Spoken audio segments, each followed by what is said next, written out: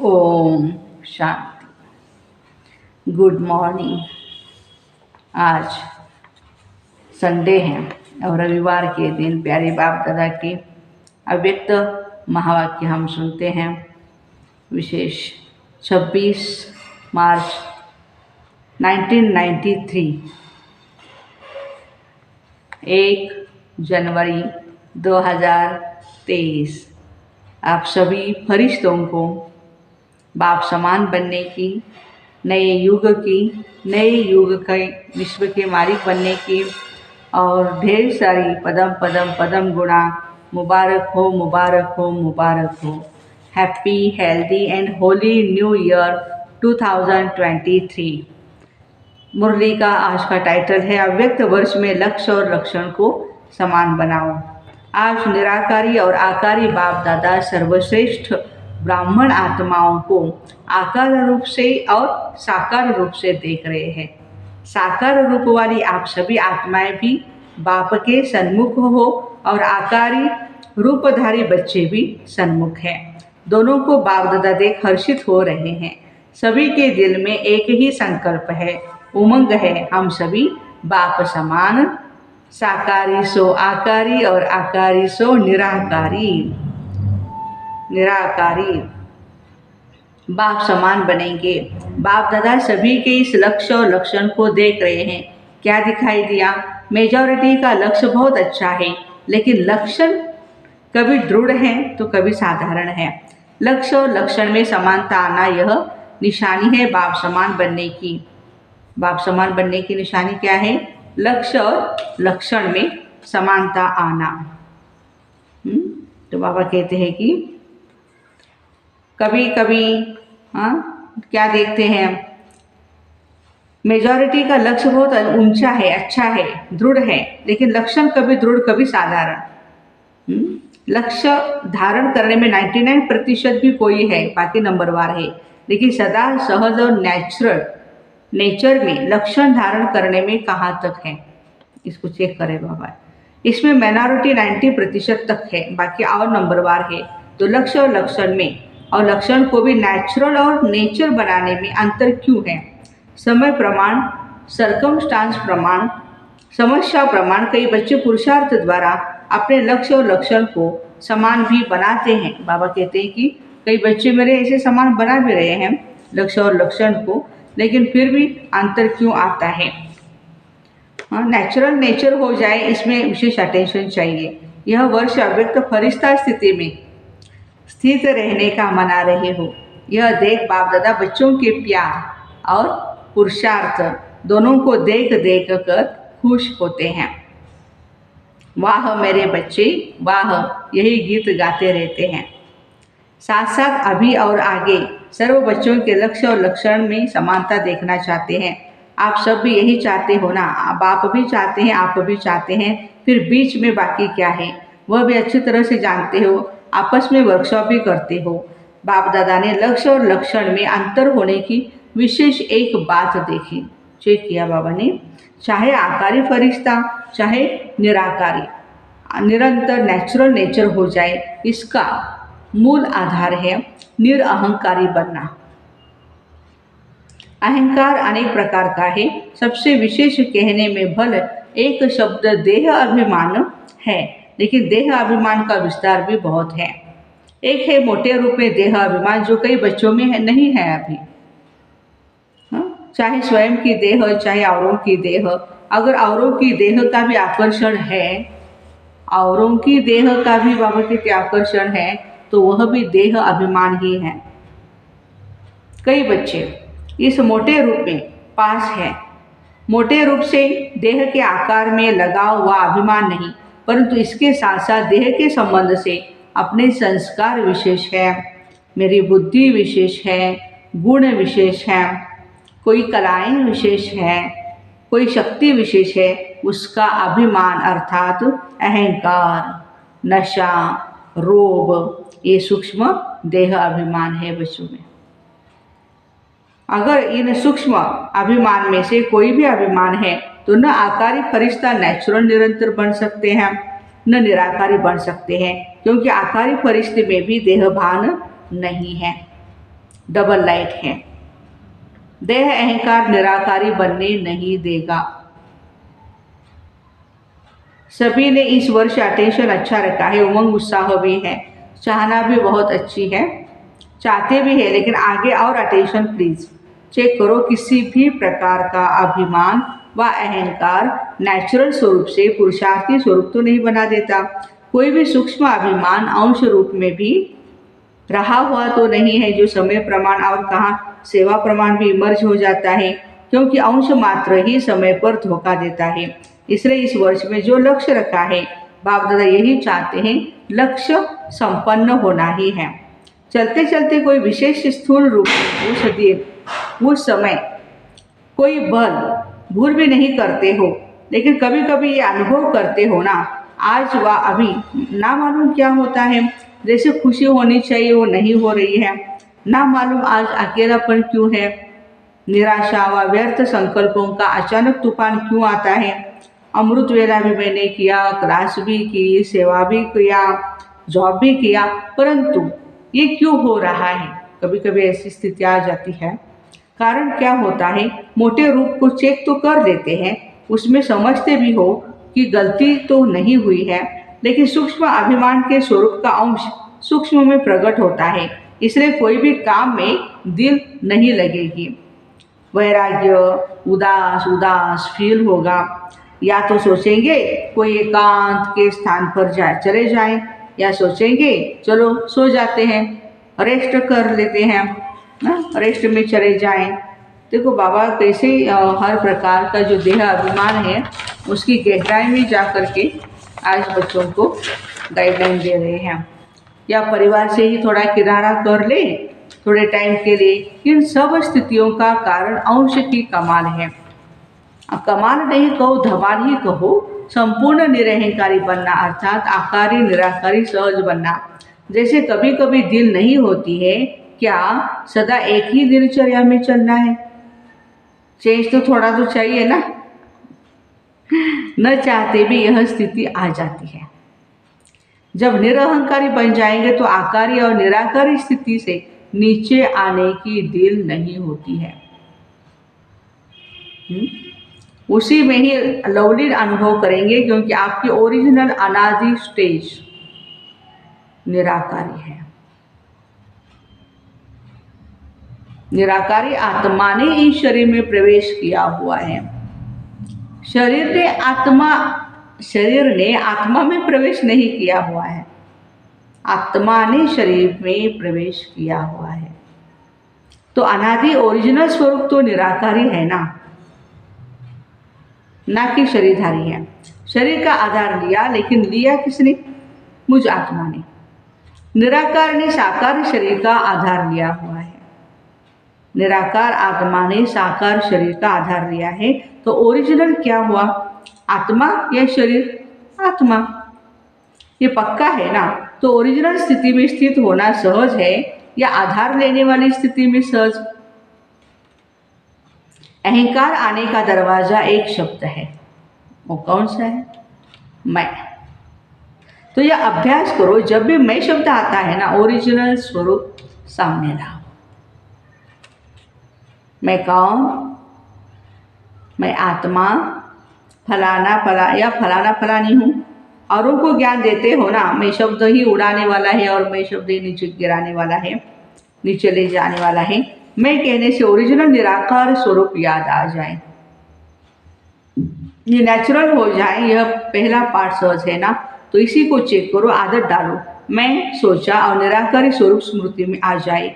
कितनी बार मैं शब्द कहते हो, मैंने यह कहा, मैं ये करूँगी, मैं ये सोचती हूँ, अनेक बार मैं शब्द यूज करते हो, तो सहज विधि यह है निराकारी व आकारी बनने की। जब भी मैं शब्द यूज करो, फौरन अपना निराकारी ओरिजिनल स्वरूप सामने लाओ। ये मुश्किल है या सहज? फिर तो लक्ष्य और लक्षण समान हुआ ही पड़ा है। सिर्फ यह युक्ति निरअहंकारी बनाने का सहज साधन अपना करके देखो। यह देह भान का मैंपन समाप्त करो, क्योंकि मैं शब्द ही देह अहंकार में लाता है। और अगर मैं निराकारी आत्मा स्वरूप हूँ, यह स्मृति में लाएंगे तो यह मैं शब्द ही देह भान से परे भी ले जाएगा। ठीक है ना? सारे दिन में 25-30 बार जरूर कहते होंगे, बोलते नहीं हो तो सोचते होंगे मैं ये करूँगी, मुझे ये करना ही है। प्लान भी बनाते हो, सोचते हो तो इतने बार का अभ्यास आत्मा स्वरूप की स्मृति क्या बना देगी? निराकारी। निराकारी बन आकारी फरिश्ता बन कार्य किया और फिर निराकारी आकारी फरिश्ता बन कार्य किया, फिर निराकारी। कर्म संबंध के स्वरूप से संबंध में आओ, संबंध को बंधन में नहीं लाओ। देह अभिमान में आना अर्थात कर्म बंधन में आना। देह संबंध में आना अर्थात कर्म संबंध में आना, दोनों में अंतर है। देह का आधार लेना और देह के वश होना, दोनों में अंतर है। फरिश्ता व निराकारी आत्मा देह का आधार लेकर देह के बंधन में नहीं आएगी, संबंध रखेगी लेकिन बंधन में नहीं आएगी। तो बाप दादा फिर इसी वर्ष में रिजल्ट देखेंगे। निरअहंकारी आकारी फरिश्ते और निराकारी स्थिति में लक्ष्य और लक्षण कितने समान हुए। महानता की निशानी है निर्माणता। जितना निर्माण उतना सबके दिल में स्वतः ही महान। बिना निर्माणता के सर्व के मास्टर सुखदाता बन नहीं सकते। निर्माणता निरअहंकारी सहज बनाती है। निर्माणता का बीज महानता का फल स्वतः ही प्राप्त कराता है। निर्माणता सबके दिल में दुआएं प्राप्त कराने का सहज साधन है। निर्माणता, आज बाबा अपने नम्रता के गुण को हाईलाइट कर रहे हैं। निर्माणता ही क्या करती है? सबकी दुआएं देती है। निर्माणता सबके मन में निर्माण आत्मा के प्रति सहज ही प्यार का स्थान बना देती है। निर्माणता महिमा योग्य स्वतः ही बनाती है। तो निरअहंकारी बनने की विशेष निशानी है निर्माणता। वृत्ति में निर्माणता, दृष्टि में निर्माणता, कृति में निर्माणता, वाणी में, संबंध संपर्क में। ऐसे नहीं कि मेरी वृत्ति में नहीं था लेकिन बोल निकल गया। नहीं, जो वृत्ति में होगा वो दृष्टि में होगा, जो दृष्टि में होगा वो वाणी में भी होगा, और जो वाणी में होगा वही संबंध संपर्क में आएगा। चारों में ही चाहिए, तीन में है, एक में नहीं तो भी अहंकार आने की मार्जिन है। इसको कहा जाता है फरिश्ता। तो समझा बाप दादा क्या चाहते हैं और आप क्या चाहते हो। चाहना दोनों की एक ही है, अभी करना भी एक ही है। अच्छा, आगे सेवा के नए नए प्लान्स क्या बनाएंगे? कुछ बनाया है या कुछ बनाएंगे? चाहे यह वर्ष, चाहे आगे का वर्ष, जैसे और प्लान सोचते हो। भाषण भी करेंगे, संबंध संपर्क भी बढ़ाएंगे, बड़े बड़े प्रोग्राम्स भी करेंगे, छोटे प्रोग्राम भी करेंगे, ये तो सोचते हो। लेकिन वर्तमान समय की गति प्रमाण अभी सेवा की भी फास्ट गति चाहिए। वो कैसे होगी? वाणी द्वारा, संबंध संपर्क द्वारा तो सेवा कर ही रहे हो, मनसा सेवा भी करते हो, लेकिन अभी चाहिए थोड़े समय में सेवा की सफलता ज़्यादा। सफलता अर्थात रिजल्ट, उसकी विधि है वाणी के साथ साथ पहले अपनी स्थिति और स्थान के वाइब्रेशंस पावरफुल बनाना। जैसे आपके जड़ चित्र क्या सेवा कर रहे हैं, वाइब्रेशंस द्वारा कितने भक्तों को प्रसन्न कर रहे हैं। डबल विदेशियों ने मंदिर देखे हैं? आपके ही मंदिर है ना, या सिर्फ भारत वालों के मंदिर है? आपके चित्र सेवा कर रहे हैं ना। तो वाणी द्वारा भल करो, लेकिन अभी ऐसी प्लानिंग करो, वाणी के साथ साथ वाइब्रेशन की ऐसी विधि बनाओ जो वाणी और वाइब्रेशन डबल काम करे। वाइब्रेशन बहुत रहता है, बहुत काल रहता है। वाणी से सुना हुआ कभी कभी कईयों को भूल भी जाता है, लेकिन वाइब्रेशन की छाप ज़्यादा समय चलती है। जैसे आप लोग अपने जीवन में अनुभवी हो, कोई का उल्टा वाइब्रेशन अगर आपके मन में या बुद्धि में बैठ जाता है तो उल्टा भी कितना समय चलता है। वाइब्रेशन अंदर बैठ जाता है और बोल तो उसी समय भूल जाएगा, लेकिन वाइब्रेशन के रूप में मन और बुद्धि में छाप लग जाती है और कितना समय उसी वाइब्रेशन के वश उस व्यक्ति के व्यवहार में आते हो, चाहे उल्टा हो चाहे सुलटा हो, लेकिन वाइब्रेशंस मुश्किल से मिटता है। लेकिन यह रूहानी वाइब्रेशन फैलाने के लिए पहले अपने मन में, बुद्धि में व्यर्थ वाइब्रेशंस समाप्त करेंगे। मेमोरी जो नेगेटिविटी से या वायरस से भरी हुई है उसको तो डिलीट करना पड़ेगा ना। हाँ, खाली करने के बाद ही अच्छी मेमोरी, अच्छे वाइब्रेशंस हम अपलोड डाउनलोड कर सकते हैं, तब रूहानी वाइब्रेशंस फैला सकेंगे। किसी के भी प्रति अगर व्यर्थ वाइब्रेशंस धारण किए हुए हैं तो रूहानी वाइब्रेशंस नहीं फैला सकते हैं। व्यर्थ वाइब्रेशन रूहानी वाइब्रेशन के आगे एक दीवार बन जाती है। चाहे सूर्य कितना भी प्रकाश में हो, अगर सामने दीवार आ गई, बादल आ गए, तो सूर्य के प्रकाश को प्रज्वलित होने नहीं देते। जो पक्का वाइब्रेशन है वही दीवार है, और जो हल्के वाइब्रेशन है वो हल्के बादल या काले बादल है। वो रूहानी वाइब्रेशंस को आत्माओं तक पहुंचने नहीं देंगे। जैसे सागर में कोई जाल डालकर अनेक चीज़ों को एक ही बार इकट्ठा कर देते हैं, या कहाँ भी अपनी जाल फैलाकर एक समय पर अनेकों को अपना बना लेते हैं, तो वाइब्रेशन एक ही समय पर अनेक आत्माओं को आकर्षित कर भी लेते हैं। वाइब्रेशंस वायुमंडल बनाते हैं। तो आगे की सेवा में वृत्ति द्वारा रूहानी वाइब्रेशन के साथ सेवा करो, तभी फास्ट होगी। वाइब्रेशन और वायुमंडल के साथ साथ वाणी की भी सेवा करेंगे तो एक ही समय पर अनेक आत्माओं का कल्याण कर सकेंगे। बाकी प्रोग्राम्स के लिए आगे भी बनी बनाई स्टेज का प्रयोग और ज़्यादा करो, उसको और बढ़ाओ। संपर्क वालों द्वारा यह सहयोग लेकर इस सेवा की वृद्धि को प्राप्त कर सकते हो। सहयोगियों का सहयोग किसी भी विधि से बढ़ाते चलो तो स्वतः ही सेवा में सहयोगी बनने से सहज योगी भी बन जाएंगे। कई ऐसी आत्माएं होती है जो सीधा सहज योगी नहीं बनेगी, लेकिन सहयोग लेते जाओ, सहयोगी बनाते जाओ। तो सहयोग में आगे बढ़ते बढ़ते वो सहयोग उन्हों को योगी बना देता है। तो सहयोगी आत्माओं को और स्टेज पर लाओ, उन्हों का सहयोग सफल करो। समझा क्या करना है? कोई एक आत्मा भी सहयोगी बनती है तो वह आत्मा प्रैक्टिकल में सहयोग लेने से, देने से, प्रत्यक्ष दुआओं से सहज आगे बढ़ती है और अनेकों की सेवा के निमित्त भी बनती है। साथ साथ वर्ष में मास मुकर्रर करो, कुछ मास विशेष स्वयं के पुरुषार्थ व श्रेष्ठ शक्ति धारण करने के अभ्यास के, जिसको आप तपस्या, रिट्रीट या भट्टियाँ कहते हो। हर एक देश के प्रमाण 2-2 मास फिक्स करो, जैसे सीजन हो, 2 मास तपस्या के, 2 मास छोटी छोटी सेवाओं के, या 2 मास बड़े रूप से की सेवाओं के, ऐसे फिक्स करो। ऐसे नहीं 12 मास सेवा में इतना बिजी रहे कि स्व के पुरुषार्थ के लिए टाइम नहीं मिला, स्व की प्रगति के लिए। जैसा देश का सीजन हो, कई समय ऐसे होता है जिसमें बाहर की विशेष सेवा नहीं कर सकते हैं। जैसे बारिश तो बहुत जगह पे बहुत बारिश होती है, मूसलाधार बारिश होती है, कहीं भी जाकर के सेवा नहीं कर सकते। ऐसे समय पर हम घर बैठे तपस्या भी कर सकते हैं। वो समय अपने प्रगति के प्रति विशेष रूप से रखो। सारा साल सेवा नहीं करो, यह भी नहीं हो सकता है कि सारा साल हम सेवा कर रहे हैं। अब ये भी नहीं हो सकता है कि सारा साल हम तपस्या ही कर रहे हैं, नहीं हो सकता। इसलिए दोनों को साथ साथ लक्ष्य में रखते हुए अपने स्थान के प्रमाण मुकर्रर करो, जिसमें सेवा और स्व की प्रगति दोनों साथ साथ हो। अच्छा, इस वर्ष की सीजन की समाप्ति है। समाप्ति में क्या किया जाता है? समाप्ति में एक तो समारोह किया जाता है, दूसरा आध्यात्मिक बातों में स्वाहा किया जाता है।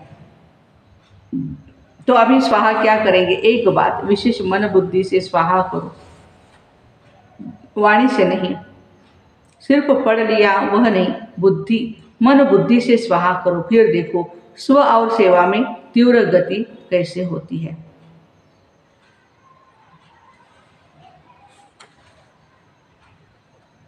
तो आज की लहर है, किसी भी आत्मा के प्रति व्यर्थ वाइब्रेशंस को स्वाहा करो। स्वाहा कर सकते हो कि थोड़ा थोड़ा रहेगा, ऐसे नहीं समझो कि यह है ही ऐसा तो वाइब्रेशन तो रहेगा ही ना। कैसा भी हो, लेकिन आप नेगेटिव वाइब्रेशन को बदल पॉजिटिव वाइब्रेशन रखेंगे तो वह आत्मा भी नेगेटिव से पॉजिटिव में आ जाएगी, आने ही है। क्योंकि जब तक यह व्यर्थ वाइब्रेशंस मन बुद्धि में है तो फास्ट गति की सेवा भी नहीं हो सकती है। वृत्ति द्वारा रूहानी वाइब्रेशंस फैलाने हैं। वृत्ति ही रॉकेट है जो यहाँ बैठे बैठे जहाँ भी जाओ, जितना भी पावरफुल परिवर्तन करना चाहो कर सकते हो। ये रूहानी रॉकेट है, जहाँ तक जितनों को पहुँचाना चाहो उतना पावरफुल वृत्ति से वाइब्रेशन से वायुमंडल बना सकते हो। चाहे तो रियल में रॉन्ग भी हो, लेकिन आप उसका रॉन्ग धारण नहीं करो। रॉन्ग को आप क्यों धारण करते हो? क्या ये श्रीमत है? अब कोई रॉन्ग कर भी रहा है, लेकिन बाबा कहते आप धारण नहीं करो। समझाना अलग चीज है। नॉलेजफुल भले बनो, लेकिन नॉलेजफुल के साथ साथ पावरफुल बन करके उसको समाप्त कर दो। समझना अलग चीज है, समाना अलग चीज है, समाप्त करना भी अलग चीज है।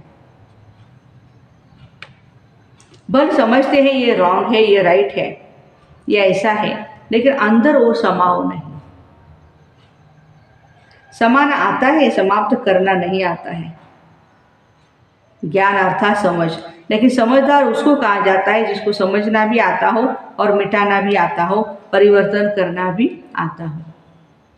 इस वर्ष में मन और बुद्धि को बिल्कुल व्यर्थ से फ्री करो। यही फास्ट गति को साधारण गति में ले आती है। इसलिए ये समाप्ति समारोह करो, अर्थात स्वाहा करो। बिल्कुल क्लीन, कैसा भी हो, लेकिन क्षमा करो। शुभ भावना, शुभ कामना की वृत्ति से शुभ वाइब्रेशंस धारण करो, क्योंकि लास्ट में आगे बढ़ते हुए यही वृत्ति वाइब्रेशंस आपकी सेवा बढ़ाएगी। तब जल्दी से जल्दी कम से कम 9 लाख बना सकेंगे। समझा क्या स्वाहा करना है? व्यर्थ वृत्ति, व्यर्थ वाइब्रेशंस, स्वाहा। फिर देखो, नेचुरल योगी और नेचर में फरिश्ता बने ही हुए हैं। इस अनुभव पर रिट्रीट करो, वर्कशॉप करो। कैसे होगा ये नहीं, ऐसे होगा। अच्छा, सदा स्वयं को बार बार ओरिजिनल स्वरूप में मैं निराकारी हूँ। ऐसे निश्चय और नशे में उड़ने वाले, सदा निर्माता द्वारा महानता की प्राप्ति की अनुभवी आत्माएं, ऐसे निर्माण और सदा महान और सदा आकारी निराकारी स्थिति को नेचर और नेचुरल बनाने वाले सर्वश्रेष्ठ आत्माओं को बाप दादा का बहुत बहुत बहुत याद, प्यार और नमस्ते। हम रूहानी बच्चों की, रूहानी माता पिता बाप दादा को याद, प्यार, गुड मॉर्निंग और नमस्ते। वाह बाबा वाह, शुक्रिया बाबा शुक्रिया। वरदान, इस मरजीवा जीवन में सदा संतुष्ट रहने वाले इच्छा मात्रम अविद्या भव। आप बच्चे मरजीवा बने ही हो सदा संतुष्ट रहने के लिए। जहाँ संतुष्टता है वहाँ सर्व गुण और सर्व शक्तियाँ हैं, क्योंकि रचयिता को ही अपना बना लिया। तो बाप मिला, सब कुछ मिला। सर्व इच्छाएं इकट्ठी करो, उनसे ही पदम गुना ज़्यादा मिला है। उसके आगे इच्छाएं ऐसे हैं जैसे सूर्य के आगे दीपक। इच्छा उठने की तो बात ही छोड़ो, लेकिन इच्छा होती भी है यह क्वेश्चन भी नहीं उठ सकता। सर्व प्राप्ति संपन्न है, इसलिए इच्छा मात्र अविद्या सदा संतुष्ट मणि है। स्लोगन, जिनके संस्कार ईजी है ना, वे कैसी भी परिस्थिति में स्वयं को मोल्ड कर सकते हैं। जिनके संस्कार ईजी है वे कैसी भी परिस्थिति में स्वयं को मोल्ड कर सकते हैं। तो ऐसे इस मरजीवा जीवन में सदा संतुष्ट रहने वाले इच्छा मात्रम अविद्या भाई बहनों को Om Shanti. Have a nice day.